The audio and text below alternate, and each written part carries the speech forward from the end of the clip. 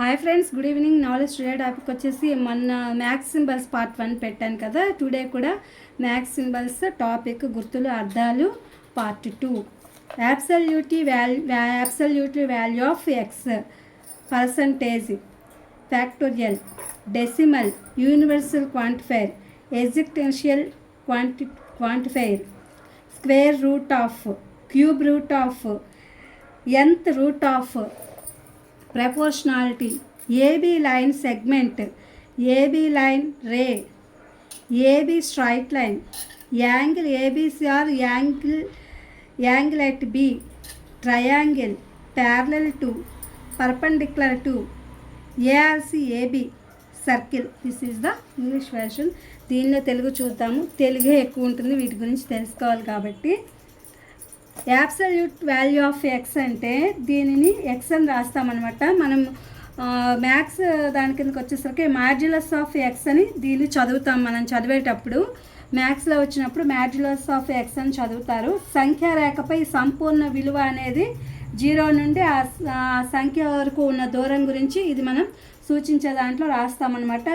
Next వచ్చేసి percentage అంటే అది శాతం అని అందరికీ తెలుసు. తర్వాత ఫ్యాక్టోరియల్ అనేసరికి గణితంలో ఎన్ని ఒక సంఖ్యగా తీసుకున్నప్పుడు అది ఎన్ని కారకమైనప్పుడు ఎన్ అనే సంఖ్య యొక్క కారకాలను అది ఫ్యాక్టోరియల్ ఎన్ అనేది సూచిస్తుంది అనమాట. నెక్స్ట్ డెసిమల్స్ అంటే ఒక పూర్ణాంకానికి సంబంధించిన పదము, అంటే దశాంశము. సపోజ్ ఉదాహరణగా దశాంశము, డెసిమల్ అంటే దశాంశము అని వస్తుంది. అలాగే ఒక పూర్ణాంకానికి సంబంధించిన పదం అని కూడా వస్తుంది. తర్వాత యూనివర్సల్ క్వాంటిఫైర్ అంటే ప్రతి లేదా అనే అర్థాన్ని వస్తుంది. దీన్ని ఫోరాల్ అనే ఒక గుర్తుతో సూచిస్తామన్నమాట. ఇది ఫోరాల్ అనే ఒక గుర్తు అనమాట.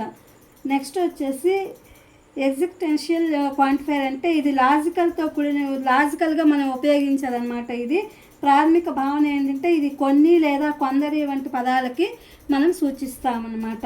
అలాగే రూట్ అంటే వర్గమూలము, అంటే సంఖ్య యొక్క వర్గమూలం అనగా ఒక సంఖ్య అది స్క్వేర్ చేసినప్పుడు మళ్ళీ మొదటి సంఖ్య అదే వస్తుందన్నమాట. అది వర్గమూలం అనమాట. ఉదాహరణకి 4 వర్గమూలము 2 అనమాట. 2 2 = 4, అది ఒక ఎగ్జాంపుల్.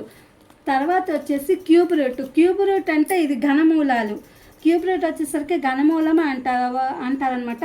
ఒక సంఖ్యను 3 సార్లు గుణించినప్పుడు వచ్చేటటువంటి ఫలితాల నుండి సంఖ్యను కనుగొనే ప్రక్రియని క్యూబ్ రూట్ అంటాము. తర్వాత nth రూట్ ఆఫ్ అనే వచ్చేసరికి ఇది ఎన్నవ వర్గమూలం, అంటే nకి వర్గమూలము. ఇది గణిత శాస్త్రంలో ఒక సంఖ్య యొక్క ఎన్నవ మూలాన్ని సూచిస్తుంది. nth రూట్ అనేది నెగిటివ్ నెంబర్ని కూడా అనవచ్చు అనమాట. అంటే రుణాత్మకము ధనాత్మకము అని మనం చెప్తూ ఉంటాం కదా, దానికి సంబంధించింది. ప్రపోర్షనాలిటీ అంటే ఇది అనుపాతము, అంటే 2 సంఖ్యల శ్రేణులు స్థిరమైన నిష్పత్తిని కలిగి ఉంటే అంటే అవి అనుపాతంలో ఉన్నవి అని మనం చెప్తామన్నమాట. నెక్స్ట్ వచ్చి ఏబీ లైన్ సెగ్మెంట్. ఇదేంటంటే ఏబీ రేఖాఖండం అంటే ఏ అనే బిందువు నుండి మొదలయ్యి బి అనే బిందువు వద్ద ముగిసే ఒక సరళ రేఖ అన్నమాట. ఏబీ స్ట్రైట్ లైన్, ఇది ఏబీ అనేది this is the symbol. AB straight line వచ్చేసరికి ఇది ఏ మరియు బి బిందువులు కలిగే వాటిని కలిపే ఒక సరళ రేఖ అని అర్థము. ఇది ఒక సరళ రేఖ ఖండం లేదా అంటే రేఖ యొక్క భాగము. దీనిని జ్యామితిలో 2 బిందువుల మధ్య అతి తక్కువ దూరాన్ని సూచించడానికి ఉపయోగిస్తారనమాట. ఏబీ స్ట్రైట్ లైన్ అనే దాన్ని మనము దానికోసమని సూచించడం అనేది జరుగుతుంది.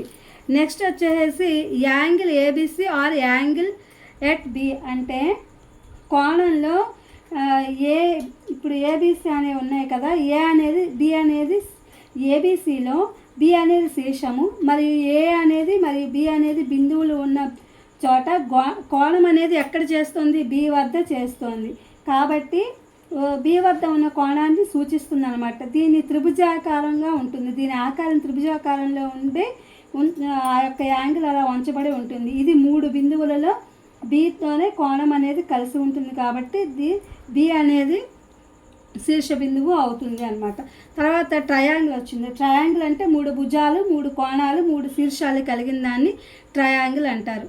ప్యారలల్ టు అంటే సమాంతరంగా లేదా సమానంగా అనే అర్థాన్ని ఇస్తాయి. తర్వాత పర్పెండిక్యులర్ టు అంటే ఇది దానికి అనుగుణంగా ఉండేటువంటి ఒక రకమైన దాని సింబల్ ఇది అనమాట, పర్పెండిక్యులర్ సింబల్.